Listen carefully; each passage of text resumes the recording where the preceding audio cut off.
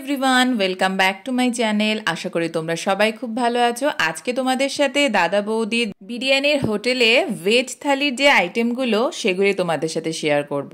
অনেকদিন ধরে ভাবছিলাম যে তোমাদের সাথে এই ভিডিওটা শেয়ার করব, তাই জন্য আজকে সোজা চলে গেলাম ব্যারাকপুর দাদা বৌদির বিরিয়ানির হোটেলের ভেজ থালি খেতে। তো প্রথমেই বলে থাকি, এই পুরো ভেজ থালিটা কিন্তু সার্ভ করা হয় কলা পাতার উপর এবং এরকম একটা সোনালী কালারের থালার সাথে প্রত্যেকটা বাটিতে বাটিতে করে খুব সুন্দরভাবে পরিপাটি করে সার্ভ করে। আর এখানকার অ্যাম্বিয়েন্সও খুব ভালো ছিল। তবে আমি একটা কথা বলবো, আমি ভেবেছিলাম একদম যে তিনতলার ফ্লোরটা সেখানে হয়তো এই থালিটা অ্যাভেলেবেল থাকবে, কিন্তু সেখানে শুধুমাত্র বিরিয়ানি, চাইনিজ এই সমস্তগুলো অ্যাভেলেবেল। যদি তোমরা ভেজ থালি খেতে চাও তোমাদের কিন্তু নিচের একতলাতে বসেই এই থালিটা খেতে হবে। চলো দেখা যাক এই থালির মধ্যে কি কি আছে।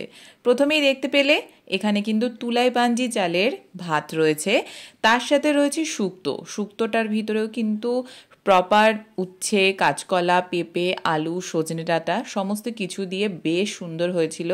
আমি তো ফার্স্টেই শুক্তোটা খেয়ে মুগ্ধ হয়ে গেছি। তারপর চলে আসলাম সোনা মুগ ডালে। ডালটাও কিন্তু খুব ভালো ছিল। ডালের ভিতরে দিয়েছিল কাজু, কিশমিশ, নারকেল।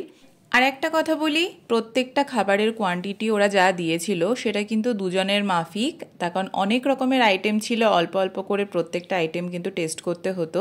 আর এই মুগ ডালের সাথে ছিল ঝুরি আলু ভাজা, সেটার ভিতরেও কিন্তু বাদাম দেওয়া ছিল।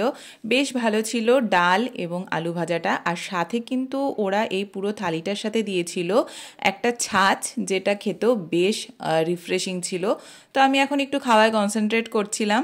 তারপরে চলে গেলাম নেক্সট আইটেম পনিরের কোফতার দিকে। সেটাও কিন্তু বেশ ভালো ছিল। পনিরের যে কোফতাগুলো সেগুলো স্কোয়ার আকারের ছিল, কিন্তু বেশ নরম ছিল, একদমই হার্ড নয়।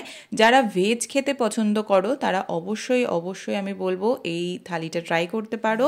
পনিরের কোফতার পর ছিল হলো ফুলকপি দিয়ে, আলু দিয়ে, গাজর দিয়ে একটা তরকারি। তো সেটাও বেশ ভালো ছিল। আর এই ভেজ থালিটার প্রাইস ছিল কিন্তু 190। তোমরা চাইলে এর সাথে মাটন হোক, চিকেন হোক, ইলিশ মাছ হোক সব কিছুই কিন্তু অ্যাড করতে পারো, সেগুলোর এক্সট্রা চার্জেস পড়বে।